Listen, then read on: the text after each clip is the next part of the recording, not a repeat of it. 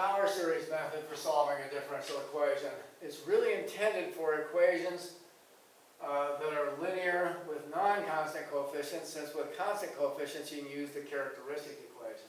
I'm going to apply it to this linear equation with constant coefficients just to take a simple example of how it works.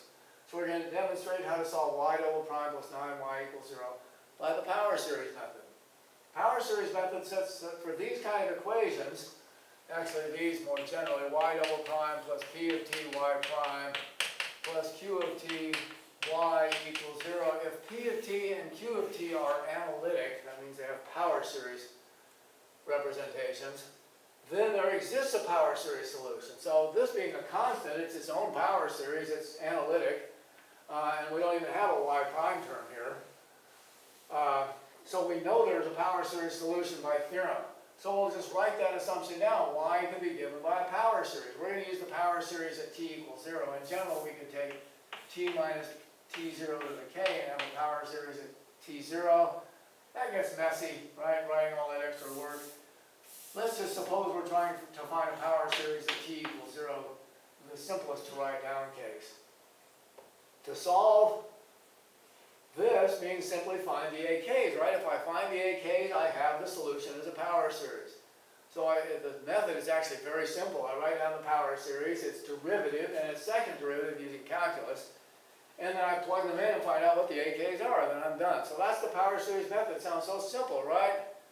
But it's the most grungy method of the semester. It's just filled with writing. So it's very simple. Plug these in, find out what the AKs are. Done, right? So let's try plugging them in. Y double prime. Here's, by the way, from calculus. Remember how you take the derivative of power series? You know that within its radius of convergence, it has a power series representation that is the term-by-term derivative of this one. So AK is a constant, and the derivative of t to the k is k t to the k minus 1.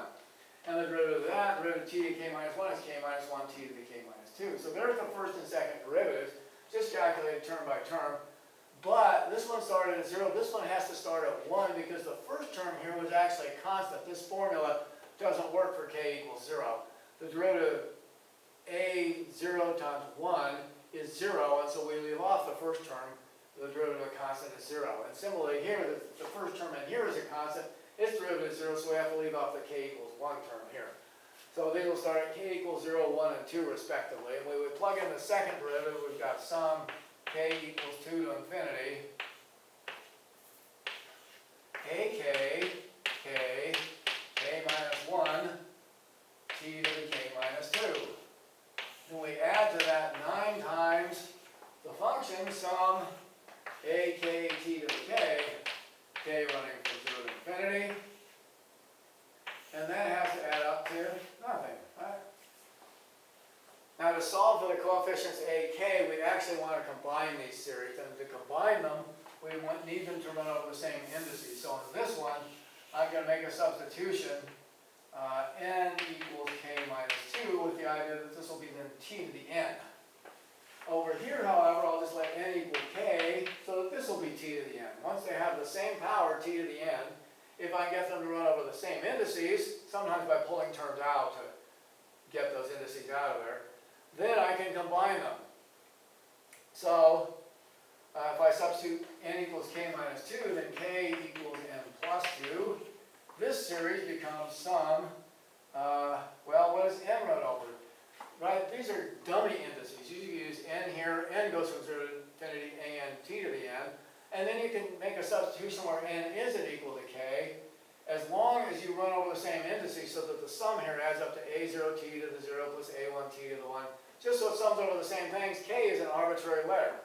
Here, similarly, if n is k minus 2, then when k is 2, n is 2 minus 2 is 0. So this is going to start at n equals 0 when I switch indices and go up to infinity. AK becomes an plus 2. K becomes n plus 2. K minus 1 is 1 less, it's n plus 1. T to the k minus 2 is t to the n, right? And that's this series. Now the 9 can move in, and I'm just replacing k with n here so it's easy. Sum n equals 0 to infinity instead of k goes from 0 to infinity, a n t to the n, and then all times 9 because you can pull a constant into sum like that. All this adds up to 0.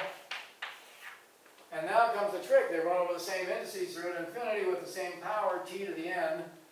I can combine them by the calculus formula that says, right, sum a n t to the n plus sum b n t to the n. Within the radii of convergence is sum a n plus b n t to the n, right?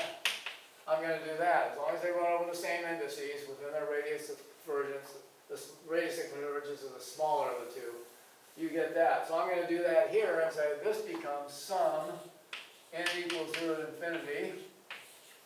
Their combined coefficient times t to the n equals 0. Right? And their combined coefficients are a n plus 2 times n plus 2, n plus 1 from this one, and 9an from this one. All adds up to 0, which I can write the series for 0 as 0 times t to the n, right? Each term is 0, so it adds up to 0. This must be the power series for 0. Now, here's a fundamental theorem out of here, a fundamental theorem, is that the coefficients of a power series are unique. If these two power series add up to the same function, then their coefficients must be equal. Every one of these coefficients must be the same coefficient there, 0. We get what's called a recurrence relation for the coefficients. an plus 2 times n plus 2, n plus 1, plus 9an all has to add up to 0 for all these values of a series. N equals 0, 1, 2, and so on. By uniqueness of the coefficients of a power series. And now we can try and find a formula here. We can write this equivalent like by algebra. Subtract 9an and divide by this. And by algebra get an plus 2 equals minus 9an over n plus 2, n plus 1. N beginning at 0. Now a0 and a1 are not determined by this. They're arbitrary. But the remaining coefficients, if I put in n equals 0, I get a2 in terms of a0 is determined. If I put in n equals 1, a3 is determined in terms of a1, and so forth. a4 is determined in terms of a2. What we observe is that for n even, all the coefficients are determined by a0, right? We get a2 when we put in n equals 0. Has to be minus 9a0 over 2 times 1, right? 0 plus 2 times 0 plus 1 is 2 times 1. a4, when we put in n equals 2 here, is minus 9a2 over 4 times 3. Well, wait a minute, a2 in turn is this, and now we've got minus 9 squared, a0 over 4 times 3 times 2 times 1. And we can keep going like this, right? a6 is minus 9a4 over 6 times 5 by the same recurrence relation. I put in n equals 4. And replace a4 with this, and we've got minus 9 cubed times a0 over 6, 5, 4, 3, 2, 1. We can deduce that for the even coefficients, an must be, you can see inductively we say, minus 9 squared, minus 9 cubed, and so on. It must be minus 9 to the n over 2, right? 2 has minus 9 to the first power, 4 has minus 9 to the second, 6 has minus 9 to the third, and so on. So minus 9 to the n over 2, all multiplying a0 over 6 factorial for 6, 4 factorial for 4, 2 factorial for 2, n factorial for n. There's the answer when n is even. There are the coefficients. Now by the same token, suppose n is odd. Alright? Now a1 is arbitrary, but you put in n equals 1, you get a3 equals minus 9a1 over 1 plus 2 is 3, 1 plus 1 is 2, 3 times 2.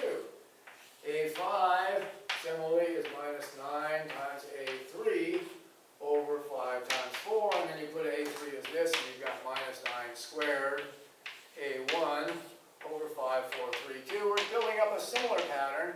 We observe overall that when n is odd,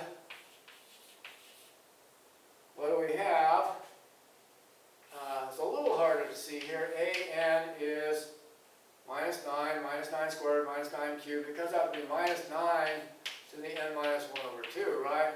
3 minus 1 over 2 is first power, 5 minus 1 over 2 is second power, and so on. So n minus 1 over 2 overall times a1 all over 5 goes to 5 factorial, 3 goes to 3 factorial, n goes to n factorial. There are the odd coefficients. Now we've got it. We've got a formula for the coefficients. We have the solution, right? We have that the solution is y equals sum a n t to the n. The power series we've used. For these absolutely convergent series, we know that we can break them up into pieces. We can sum over the even terms, a n t to the n, plus the sum over the odd terms, a n t to the n. So within our radii of convergence, a power series can be broken up into the sum of power series in pieces, and we have formulas for the an's for even and n cases, right? This would be sum n even. An can be replaced with minus 9 to the n over 2, a0 over n factorial.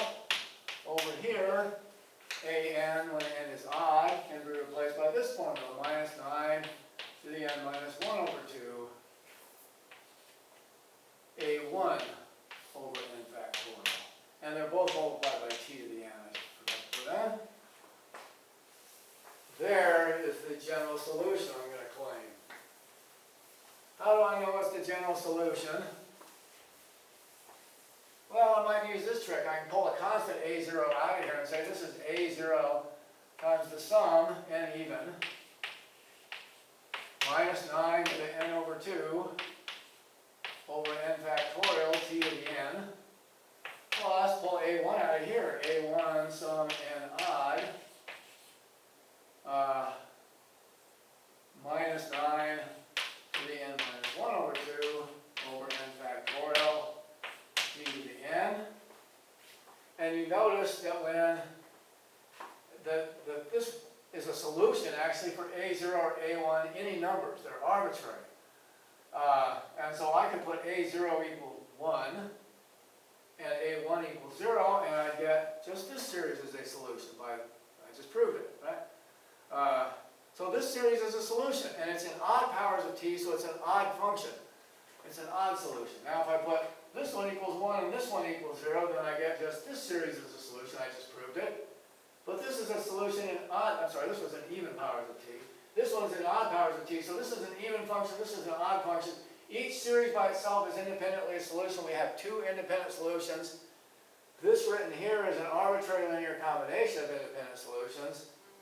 So it's the general solution by our previous theory. It's an arbitrary linear combination of two solutions to a linear homogeneous equation with continuous coefficients is in fact itself the general solution. So there's the general solution, but we like to write it a little cleaner than that. If we make a substitution, like k now equal 2n, so that n equals k over 2 in this one, this cleans up, and we can write this as a0 times the sum, and if n is all the even numbers 0, 2, 4, 6, 8, let's see, did I write that backwards? It's k, yeah. K equals n over 2, and n equals 2k. Then k is 0, 1, 2, 3, not all the whole numbers. So now k will run from 0 to infinity if I rewrite this using an index k. Minus 9 to the n over 2 becomes minus 9 to the k. T to the n becomes t to the 2k. And n factorial becomes 2k factorial. So there's the first series, and now I take a1 times this sum, and in this one I'm going to let n minus 1 over 2 be k, which means that n equals 2k plus 1. And now that I'm going to let k run from 0 to infinity, and this one will run over all these odd indices. Right? K is 0, you get n equals 1. K is 2, you get 1, you get k n equals 3. So you get 1, 3, 5, etc. this becomes minus 9 to the k over 2k plus 1 factorial t to the 2k plus 1, and there is the general solution, written a little nicer in terms of power series.